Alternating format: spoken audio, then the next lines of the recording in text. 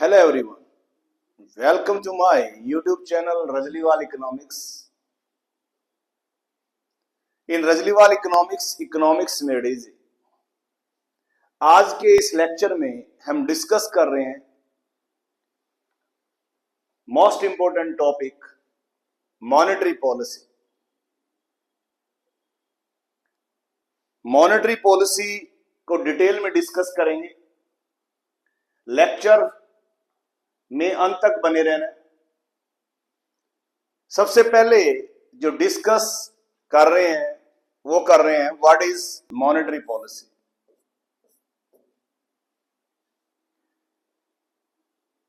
Monetary policy किसी भी देश का जो सेंट्रल बैंक बनाता है। हमारे देश का जो सेंट्रल बैंक है वो आरबीआई है। तो हम कह सकते हैं कि monetary policy refers to that policy through which central bank of a country or in India Reserve Bank of India controls the supply of money, availability of money, the cost of money or the rate of interest in order to attain a set of objectives focusing on growth and stability of the economy। यानी कि हम कह सकते हैं कि जो monetary policy है, जब किसी देश का केंद्रीय बैंक और भारत के कंसर्न में आरबीआई सप्लाई ऑफ मनी यानी कि मुद्रा की पूर्ति, अवेलेबिलिटी ऑफ मनी यानी कि मुद्रा की उपलब्धता और द कॉस्ट ऑफ मनी मुद्रा की लागत से संबंधित जो नीति अपनाती है कुछ आर्थिक उद्देश्यों को पूरा करने के लिए, उसे मौद्रिक नीति कहा जाता है। तो हम कह सकते हैं कि monetary policy concerned with the supply of money, availability of money and cost of money. और शॉर्ट में हम कह सकते हैं कि when central bank of a country make policy regarding supply of money, availability of money and cost of money, it's called monetary policy. जब किसी देश का केंद्रीय बैंक मुद्रा की पूर्ति, मुद्रा की उपलब्धता और मुद्रा की लागत से संबंधित कोई नीति बनाता है तो उसे मौद्रिक नीति कहा जाता है। तो यह है मौद्रिक नीति का मीनिंग। जब हम इसका मीनिंग डिस्कस कर लेते हैं तो हमें मॉनेटरी पॉलिसी के जो ऑब्जेक्टिव्स हैं उनके बारे में पता होना चाहिए।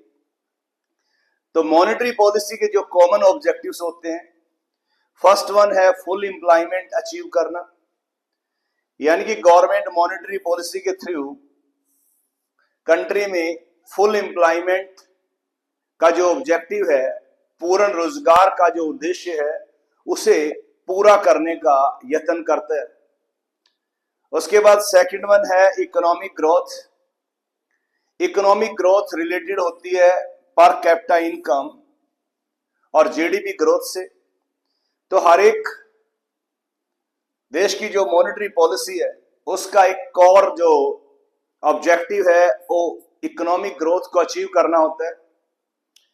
उसके साथ ही इसको एक इंस्ट्रूमेंट के तौर पे यूज किया जाता है प्राइस स्टेबिलिटी के लिए, यानी कि इन्फ्लेशन और डिफ्लेशन की जो सिचुएशंस होती हैं उनको कंट्रोल करने के लिए मॉनेटरी पॉलिसी जो है वो बनाई जाती है। अगर इन्फ्लेशन होता है तो उस सिचुएशन में डियर मॉनेटरी पॉलिसी वर्क करती है, और अगर डिफ्लेशन है तो चीप मॉनेटरी पॉलिसी। इसको हम डिटेल में आगे पढ़ेंगे। फोर्थ ऑब्जेक्टिव है एक्सचेंज स्टेबिलिटी। एक्सचेंज स्टेबिलिटी मतलब फॉरेन एक्सचेंज रेट स्टेबिलिटी।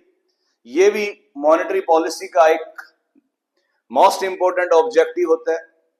इससे बैलेंस ऑफ पेमेंट जो है उसको फेवरेबल करने में, बैलेंस करने में हेल्पफुल होती है मॉनेटरी पॉलिसी।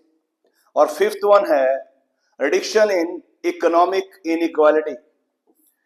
रिच और पुअर के बीच में जो गैप होता है उसे कम करने के लिए मॉनेटरी पॉलिसी अपनाई जाती है। तो इस तरह से हम ऑब्जेक्टिव्स ऑफ मॉनेटरी पॉलिसी के बारे में जानकारी हासिल कर सकते हैं। फर्स्ट ऑब्जेक्टिव है full employment, second one economic growth, third one price stability, fourth one exchange stability और fifth one reduction in economic inequality. जब हम इसके ऑब्जेक्टिव डिस्कस कर लेते हैं तो हमें इसका जो मेजर पार्ट है उसके बारे में डिटेल में पता होना चाहिए। इंस्ट्रूमेंट्स ऑफ मॉनेटरी पॉलिसी, या हम कह सकते हैं मेथड्स ऑफ मॉनेटरी पॉलिसी। तो मॉनेटरी पॉलिसी के जो इंस्ट्रूमेंट्स हैं उनको दो कैटेगरी में डिवाइड किया जाता है, एक क्वांटिटेटिव और सेकंड वन क्वालिटेटिव। जो क्वांटिटेटिव इंस्ट्रूमेंट्स हैं इसमें 6 मेजर है। नंबर 1 बैंक रेट, बैंक दर कहते हैं इसे। नंबर 2 ओपन मार्केट ऑपरेशन, खुली बाजार की क्रियाएं बोलते हैं इसे।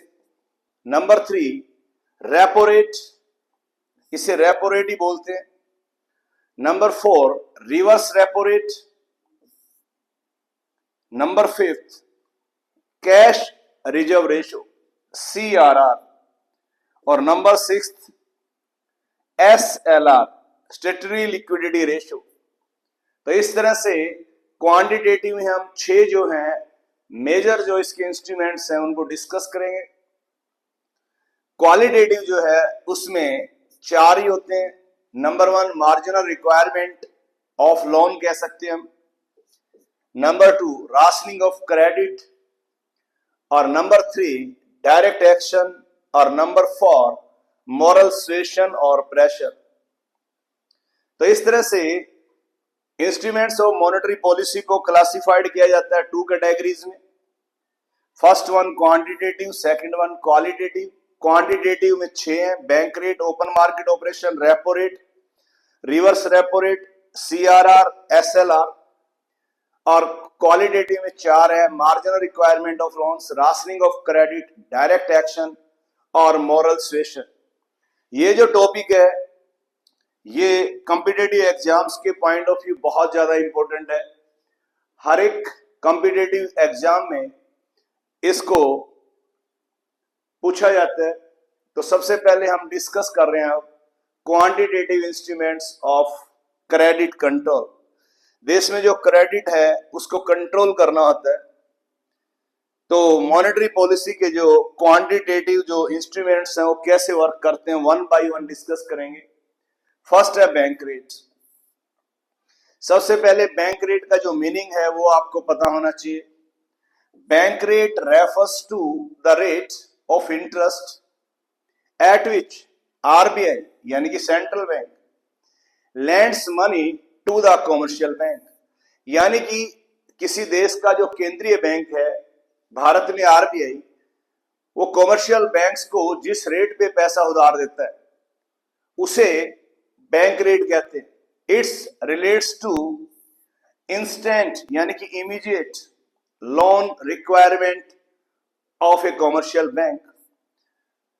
बैंक रेट जो है वो कॉमर्शियल बैंक को की जो लोन रिक्वायरमेंट होती है, उधार लेने की जो रिक्वायरमेंट है इमीडिएट एक्स या इंस्टेंट, उसे उस दर पे पूरा किया जाता है।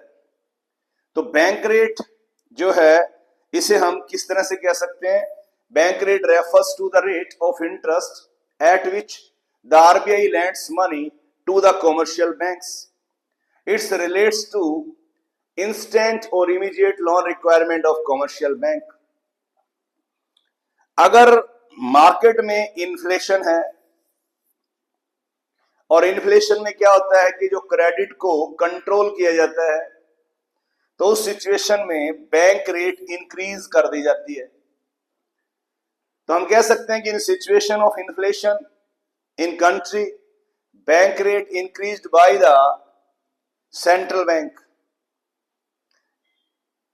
इसे हम डियर मॉनेटरी पॉलिसी कहते हैं, यानी कि इन्फ्लेशन की कंडीशन में महंगी मौद्रिक नीति डियर मॉनेटरी पॉलिसी अप्लाई की जाती है, क्योंकि इस सिचुएशन में सप्लाई ऑफ मनी को कंट्रोल करने की जरूरत होती है देश में। जब सप्लाई ऑफ मनी को कंट्रोल करने की जरूरत हो तो हम बैंक रेट को इंक्रीज कर देते हैं। तो इससे क्या होता है कि सप्लाई ऑफ मनी यानी कि अवेलेबिलिटी ऑफ मनी कम हो जाती है, जिससे एग्रीगेट डिमांड कम हो जाती है और इन्फ्लेशन जो है उसको रोका जा सकता है। अगर कंट्री में डिफ्लेशन है, डिफ्लेशन ऐसी हालत होती है जिसमें कीमतें घट रही होती हैं, तो उसमें सप्लाई ऑफ मनी को इंक्रीज करने की जरूरत होती है, तो बैंक रेट को डिक्रीज कर दिया जाता है। तो बैंक रेट क्या कर दी जाएगी? डिक्रीज। अगर इन्फ्लेशन है तो बैंक रेट क्या कर दी जाती है? इंक्रीज। जब बैंक रेट को डिक्रीज किया जाता है तो इसे चीप मॉनेटरी पॉलिसी कहा जाता है। तो इस तरह से, क्योंकि डिफ्लेशन में सप्लाई ऑफ मनी को इंक्रीज करने की जरूरत होती है, डिफ्लेशन जब होता है तो ये डेफिशिएंट डिमांड की कंडीशन होती है, तो मार्केट में डिमांड को अप करना पड़ता है, इसलिए चीप मॉनेटरी पॉलिसी अपनानी पड़ती है। तो बैंक रेट कैसे वर्क करता है इसके बारे में हमने बताया, और बैंक रेट का जो मीनिंग है वो बताया। तो हम कह सकते हैं कि बैंक दर वो दर होती है जिसपे किसी देश का सेंट्रल बैंक कॉमर्शियल बैंक को पैसा उधार देता है, जो इमीडिएट लोन रिक्वायरमेंट है उनको पूरा करने के लिए। तो इस तरह से ये था बैंक रेट का पॉइंट। उसके बाद नेक्स्ट वन है ओपन मार्केट ऑपरेशन, खुली बाजार की क्रियाएं। Open market operation refers to sale and purchase of securities in the open market by the RBI और central bank on the behalf of government. Specially इसमें sale की जाती है एनएससीज, नेशनल सेविंग सर्टिफिकेट्स। अब अगर मान लो इन्फ्लेशन है, इन्फ्लेशन, तो गवर्नमेंट सेल करती है सिक्योरिटीज को, जैसे हमने अभी यहां लिखा हुआ है एनएससी, नेशनल सेविंग सर्टिफिकेट। लोग क्या करते हैं कि एनएससीज को खरीदते हैं, जब इन्फ्लेशन है तो एग्रीगेट डिमांड कम करने की जरूरत है, तो इस सिचुएशन में गवर्नमेंट सेल करती है सिक्योरिटीज को। लोग अपना पैसा जो है वो लगा देते हैं परचेज करने में एनएससी, इसलिए उनकी परचेजिंग पावर कम हो जाती है और इन्फ्लेशन जो है वो कंट्रोल हो जाती है। और अगर डिफ्लेशन है तो गवर्नमेंट खुद परचेज करती है, इसलिए इससे सप्लाई ऑफ मनी बढ़ जाती है। तो इस तरह से ये जो है open market operation. Open market operation क्या होता है कि खुले बाजार में जो गवर्नमेंट सिक्योरिटीज है उनको सेल करना, और इसके लिए गवर्नमेंट स्पेशली किस चीज का यूज करती है? एनएससीज, नेशनल सेविंग सर्टिफिकेट्स। अगर इन्फ्लेशन है गवर्नमेंट सेल करती है, अगर डिफ्लेशन है गवर्नमेंट परचेज करती है। तो इस तरह से ये था सेकंड इंस्ट्रूमेंट क्वांटिटेटिव का। अब है थर्ड वन, रेपो रेट। हाँ, रेपो रेट जो है वो बैंक रेट के जैसे ही होता है, पर इसमें एक स्पेशल कंडीशन लगी होती है। The rate at which RBI और central bank offer short period loans. इसमें एक कंडीशन है, short period loans to the commercial bank by buying the government securities. इसमें सेंट्रल बैंक लोन ऑफर करता है कॉमर्शियल बैंक को फर्स्ट शॉर्ट पीरियड के लिए, और कंडीशन इसमें यह भी है कि गवर्नमेंट सिक्योरिटीज को खरीदना है in the open market. The rate at which central bank offer short period loans to the commercial bank by buying the government securities is called repo rate. In fact, it is repurchase rate. इसे हम repurchase rate भी बोलते हैं, ये इसका दूसरा नाम है रेपो रेट का। A repurchase agreement signed by both parties starting that the securities will be repurchased by commercial bank on a given date at a predetermined price। यानी कि इनका एक एग्रीमेंट भी दोनों पार्टियों के बीच में साइन होता है। और अगर आपको इन्फ्लेशन को कम करना है तो रेपो रेट को इंक्रीज कर दिया जाता है, और इसके विपरीत अगर डिफ्लेशन है कंट्री में तो बैंक रेट जो है रेपो रेट जो है उसको कम कर दिया जाता है। इन्फ्लेशन में सप्लाई ऑफ मनी को कम करना होता है तो रेपो रेट को इंक्रीज कर दिया जाता है, और डिफ्लेशन में सप्लाई ऑफ मनी को बढ़ाना होता है इसलिए रेपो रेट को कम कर दिया जाता है। जब इन्फ्लेशन होती है रेपो रेट इंक्रीज होती है। जब रेपो रेट इंक्रीज हुई तो कॉस्ट बढ़ जाती है। कॉस्ट क्यों बढ़ जाती है? क्योंकि इंटरेस्ट रेट बढ़ जाता है। इंटरेस्ट रेट बढ़ने से क्या हो जाता है? सप्लाई ऑफ मनी जो है वो कम हो जाती है, क्योंकि लोग डिमांड कम करते हैं। इससे एग्रीगेट डिमांड कम हो जाती है और इन्फ्लेशन जो है वो कंट्रोल हो जाती है। इसी तरह से डिफ्लेशन में इसके उल्ट जो प्रक्रिया है वो चलती है। तो रेपो रेट एक इंपॉर्टेंट इंस्ट्रूमेंट होता है। ये मैंने आपको क्लियर कर दिया है। शॉर्ट पीरियड के लिए लोन ऑफर्स किए जाते हैं कॉमर्शियल बैंक को, और particularly for purchase of government securities, और it's also called repurchase rate. तो इस तरह से रेपो रेट है, और इससे अगेंस्ट उल्टा एक होता है reverse repo rate. Reverse repo rate the rate at which RBI यानी कि central bank accepts deposit from the commercial bank. RBI जो है वो कॉमर्शियल बैंक से भी पैसा एक्सेप्ट करता है, कॉमर्शियल बैंक से पैसा उधार लेता है through government securities, is called reverse repo rate. It is also called reverse repurchase rate. वहां रीपरचेज रेट था रेपो रेट में, यहां रिवर्स रीपरचेज रेट है। अगर डिफ्लेशन को कंट्रोल करना है तो रिवर्स रेपो रेट को कम कर दिया जाता है।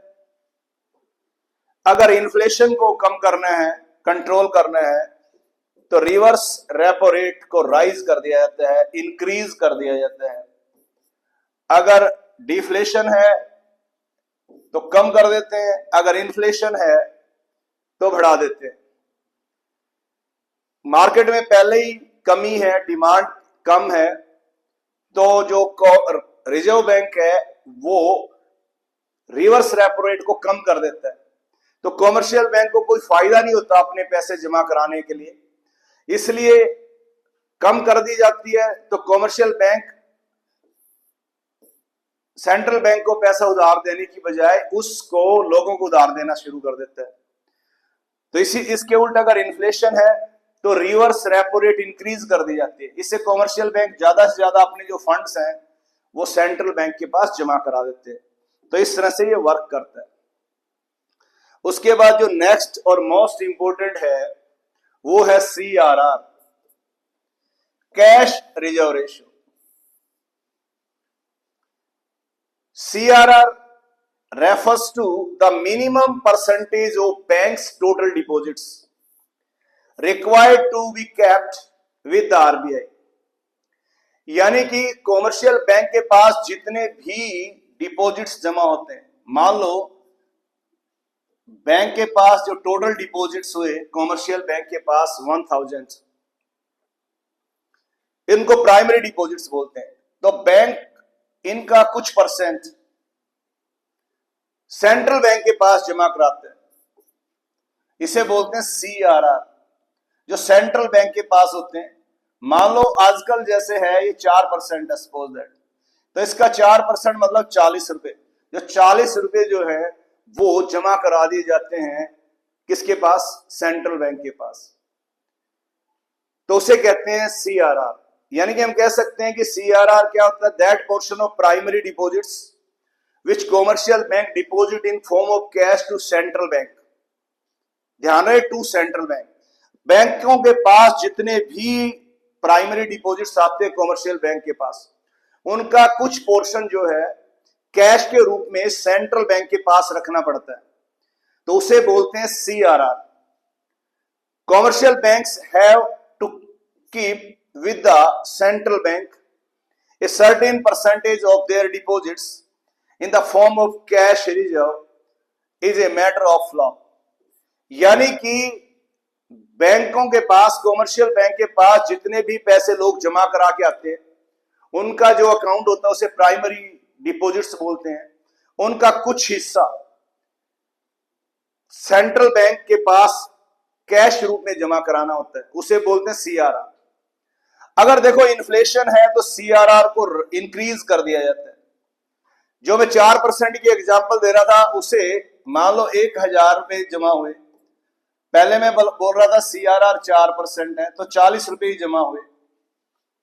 अगर इसको बढ़ा के 10% कर दिया जाए तो 100 रुपए हो जाएंगे, तो जो बाकी बच गए 900 रुपए वो लोन के रूप में दिए जा सकते हैं, पर अभी नहीं देंगे वो, क्योंकि इसके बाद SLR भी रखना होता है। अब यहां पे 4% अगर CRR है तो 40 रुपए सेंट्रल बैंक के पास जमा हो रहे हैं, तो 960 रुपए के लोन दिए जाएंगे। यहां पे अगर 10% है तो 900 रुपए के लोन दिए जाएंगे। तो इस तरह से अगर डिफ्लेशन है तो CRR को डिक्रीज कर दिया जाता है, अगर इन्फ्लेशन है तो CRR को इंक्रीज कर दिया जाता है। इसी तरह के जो रिएक्शन है वो पूछे जाते हैं। ये हम बार बार कह ही रहे हैं कि अगर इन्फ्लेशन की कंडीशन है तो सप्लाई ऑफ मनी जो है उसको कंट्रोल करना होता है, और डिफ्लेशन है तो उसको बढ़ाना होता है। तो डिफ्लेशन में CRR को रिड्यूस कर देते हैं, इन्फ्लेशन में राइज कर देते हैं। इसी तरह का जो लास्ट टॉपिक है क्वांटिटेटिव में, वो है SLR, स्टैट्यूटरी लिक्विडिटी रेशियो। ये प्राथमिक जमाओं का वो हिस्सा है जो सेंट्रल बैंक के निर्देश के अनुसार कॉमर्शियल बैंक को अपने पास कैश रखना होता है। मान लो 1000 रुपए जमा हुए, उसमें से 4% तो जमा हो गए RBI के पास, तो ये तो है CRR। अब वो कहते हैं कि इनका कुछ परसेंट, मान लो 20% है, तो 200 रुपए आपने अपने पास कैश रखना है इटसेल्फ। कॉमर्शियल बैंक प्राथमिक जमाओं का कुछ हिस्सा RBI यानी कि सेंट्रल बैंक के निर्देश के अनुसार अपने पास रखते हैं।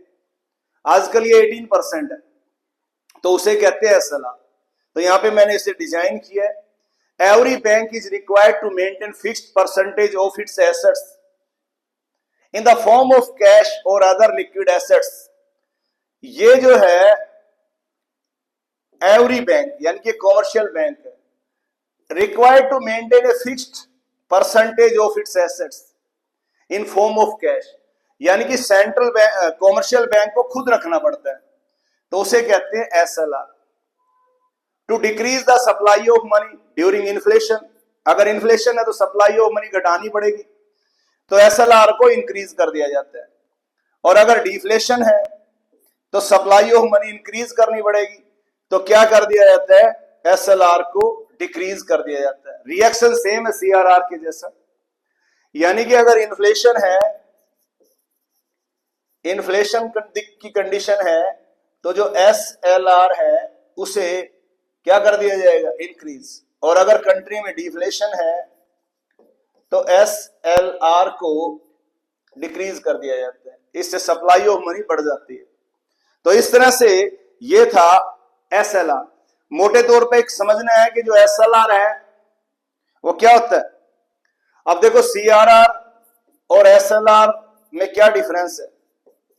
CRR जो है वो कॉमर्शियल बैंक सेंट्रल बैंक के पास कैश जमा करवाते हैं, और SLR में कॉमर्शियल बैंक अपने पास रखते हैं, बस इतना सा है। SLR हमेशा ज्यादा होता है CRR से। CRR जैसे आजकल मान लो 4% है, SLR आजकल 18% है। CRR की जो लिमिट है पहले 3% टू 15% के बीच में डिसाइड होती थी, तो ये जो है मेजर और मेन इंस्ट्रूमेंट्स होते हैं। तो ये हमने डिस्कस किए 6 जो किए, bank rate, open market operation, repo rate, reverse repo rate, CRR और एसएलआर, ये है क्वांटिटेटिव। अब इसका जो नेक्स्ट पार्ट है वो है qualitative. Qualitative instruments of credit control, इसमें मार्जिन रिक्वायरमेंट ऑफ लोन, यहां ऑफ लोन भी लिखा जा सकता है। अब ये क्या होता है, जब भी बैंक के पास कोई पर्सन लोन लेने जाता है तो बैंक उससे कोई चीज सिक्योरिटी के रूप में रखता है। अगर मान लो हमने सिक्योरिटी के रूप में जो चीज गिरवी रखी है बैंक के पास वो 1 लाख रुपए की है। अब 1 लाख रुपए की है तो यहां पे मार्जिनल रिक्वायरमेंट अगर 30% है तो बैंक लोन जो है वो दे पाएगा 70,000 रुपए, यानी कि 30% मार्जिनल रिक्वायरमेंट रख ली।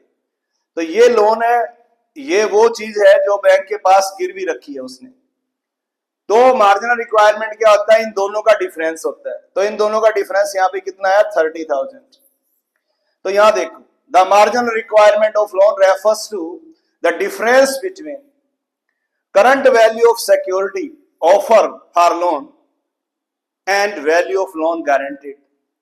यानी कि जो चीज हमने बैंक के पास गिरवी रखी है वो और जितना लोन दिया गया है वो, उनके बीच में जो डिफरेंस है उसको बोलते हैं मार्जिनल रिक्वायरमेंट ऑफ लोन। अगर आप देखो इन्फ्लेशन है, तो इन्फ्लेशन है तो क्या होगा कि लोन्स कम करने पड़ेंगे क्योंकि एग्रीगेट डिमांड तभी घटेगी। तो मार्जिनल रिक्वायरमेंट जो है उसको हम मान लो 50% कर देते हैं। तो जो बंदे ने गिरवी रखी 1 लाख रुपए की चीज तो उसे 50,000 रुपए लोन मिलेंगे। अगर और इन्फ्लेशन आ जाती है और हम चाहते हैं कि सप्लाई ऑफ मनी कंट्रोल करनी पड़ेगी तो मार्जिनल रिक्वायरमेंट को हम 70% कर देते हैं। तो यहाँ पे जो लोन है उसे सिर्फ मिलेंगे 20,000 रुपए के, यानी कि 1 लाख रुपए की कोई सिक्योरिटी लाता है तो उसे 20,000 रुपए के ही लोन मिलेंगे। इसके उल्टा अगर डिफ्लेशन है, मान लो डिफ्लेशन है, मंदी है, तो हम चाहते हैं कि लोगों के पास सप्लाई ऑफ मनी बढ़े, डिमांड बढ़े, तो इसको कम करके हम कर देते हैं 20%। जब 20% कर दोगे तो लोन मिल जाएंगे उसे 80,000 रुपए के। तो इससे सप्लाई ऑफ मनी बढ़ जाएगी। अगर और ज्यादा बढ़ाना है तो इसको 10% कर दो मार्जिनल रिक्वायरमेंट को, तो ये 90,000 के लोन मिल जाएंगे। तो marginal requirement of loan qualitative instrument है। ये डिफरेंस होता है कि जो सिक्योरिटी के लिए जो चीज लेके आया है वो प्लस लोन्स जो बैंक ने ऑफर किए। उम्मीद है ये समझ आ गया होगा। उसके बाद एक मेजर हो रहा है वो है राशनिंग ऑफ क्रेडिट, क्वालिटेटिव का दूसरा है। Rationing of credit refers two fixation of credit quota for different business activities. अगर तो इन्फ्लेशन है तो राशनिंग जो है, राशनिंग उसको इम्पोज किया जाएगा, यानी कि लगा दी जाएगी। और अगर डिफ्लेशन है तो राशनिंग को हटा दिया जाएगा। तो डिफरेंट बिजनेस एक्टिविटीज के लिए कोटा फिक्स कर दिया जाता है। Rationing of credit is introduced when the supply of credit to be checked particularly for speculative activities। सट्टा उद्देश्य के लिए आपने जो लोन उधार देने हैं उस पे चेक लगा दी जाती है, कोटा फिक्स कर दिया जाता है अगर इन्फ्लेशन है। The RBI fix credit quota for different business activities. और rationing of credit is withdrawn to increase in supply of money to control deflation. ये तो मैंने पहले ही बता दिया था, अगर डिफ्लेशन है तो राशनिंग हटा दी जाती है और अगर इन्फ्लेशन है तो राशनिंग डिफरेंट बिजनेस एक्टिविटीज पे लगा दी जाती है। मोटे तौर पे कह सकते हो कि अगर देश में इन्फ्लेशन है, कीमतें बढ़ रही हैं, तो लोन्स का कोटा फिक्स कर दिया जाता है कि कौन कौन सी स्पेकुलेटिव एक्टिविटीज के लिए आपने कर्जा देना, किसके लिए नहीं देना। और अगर डिफ्लेशन है हटा दिया जाता है कि जितना आप देना चाहो कॉमर्शियल बैंक को फ्री कर दिया जाता है। ये मेन थी अपने पास। दूसरी बात क्या है कि अगर कोई bank, commercial bank central bank द्वारा बनाई गई मॉनेटरी पॉलिसी जो है, भारत में मॉनेटरी पॉलिसी 3 मंथ्स के बाद अपडेट की जाती है आरबीआई के द्वारा। अगर उसे ओबे नहीं कर रहा तो उसके खिलाफ एक्शन लिया जाएगा। द सेंट्रल बैंक में initiate direct action against the commercial bank defying it's directives. अगर उनके द्वारा बनाए गए रूल जो मॉनेटरी पॉलिसी है, सीआरआर आपने कितना जमा कराना है, एसएलआर कितना कराना है, बैंक रेट क्या रखनी है, रेपो रेट क्या रखनी है, रिवर्स रेपो रेट कितनी है, अगर उसको नहीं मान रहा तो उसके खिलाफ डायरेक्ट एक्शन किया जाता है। द सेंट्रल बैंक में impose strict restrictions on the functioning of defaulting bank including denial of loans. कोई बैंक अगर नहीं मान रहा उसकी डायरेक्टिव्स को तो उसको लोन देने के लिए मना कर दिया जाता है। Direct action includes derecognisation of a commercial bank as a member of country's banking system, यानी कि उनका जो बैंकिंग सिस्टम से उस बैंक की जो मान्यता है रद्द कर दी जाती है, लाइसेंस उसका रद्द कर दिया जाता है। तो इस तरह से डायरेक्ट एक्शन लिया जाता है। और लास्ट जो पॉइंट है वो है मोरल सुएशन या प्रेशर। अब आरबीआई आपको पता है कि सारे कॉमर्शियल बैंक्स का बाप है, अपेक्स बैंक है, कंट्रोल करता है सारे मॉनेटरी सिस्टम को। तो वो कॉमर्शियल बैंक्स पे नैतिक दबाव डाल के भी अपनी सारी बातें मनवाता है। या आपका दूसरे पक्ष में ये कह सकते हैं कि जो सेंट्रल बैंक है उसके अंडर सभी कॉमर्शियल बैंक्स काम करते हैं, तो उनको उनकी मॉरल ड्यूटी भी बन जाती है कि उनके द्वारा दिए गए डायरेक्टिव्स को वो इंप्लीमेंट करें। Sometime the central bank make the member agree through persuasion और pressure to follow its directive with a view to controlling the flow of credit। तो आरबीआई जो है कॉमर्शियल बैंक पे प्रेशर डाल के उनको कहता है कि आप हमारे द्वारा जो बनाए गए जो डायरेक्टिव्स हैं, प्रिंसिपल्स हैं, जो उनको अपनाइए। The central bank has its control over all commercial banks. ये हमें पता ही है कि जितने भी कॉमर्शियल बैंक हैं वो सेंट्रल बैंक के अंडर काम करते हैं। Therefore these banks generally accept or obey the policy of the central bank for expanding and constructing the flow of credit। So the bank are advised to restrict loans during inflation। Banks को advise किया जाता है कि inflation में loan कम कर दिए और liberal landing कर दी जाती है डिफ्लेशन में। तो इस तरह से हमने ये डिस्कस की है मॉनेटरी पॉलिसी। तो जो मॉनेटरी पॉलिसी है इसमें हमने डिस्कस किया है इसके 2 तरह के इंस्ट्रूमेंट्स को, एक थे क्वांटिटेटिव और दूसरा था क्वालिटेटिव। तो मॉनेटरी पॉलिसी का मीनिंग आप इसके स्क्रीनशॉट ले सकते हो, एग्जैक्ट मीनिंग आपने पढ़ना है। ऑब्जेक्टिव ऑफ मॉनेटरी पॉलिसी के 2 इंस्ट्रूमेंट्स होते हैं, क्वांटिटेटिव और qualitative. Bank rate, open market operation, repo rate, reverse repo rate, CRR, SLR. और क्वालिटेटिव में marginal requirement of loan, rationing of credit, direct action, moral pressure. और इसके बाद हमने 1 बाय 1 डिस्कस किया आपके साथ। तो इस तरह से हमने आज डिस्कस किया है मॉनेटरी पॉलिसी को। नेक्स्ट लेक्चर में हम डिस्कस करेंगे फिस्कल पॉलिसी को। तो इस तरह की अगर और जानकारी आप लेना चाहते हैं तो देखते रहिए Rajliwal economics. Thanks for watching. Please subscribe, like and share Rajliwal economics. Thanks a lot.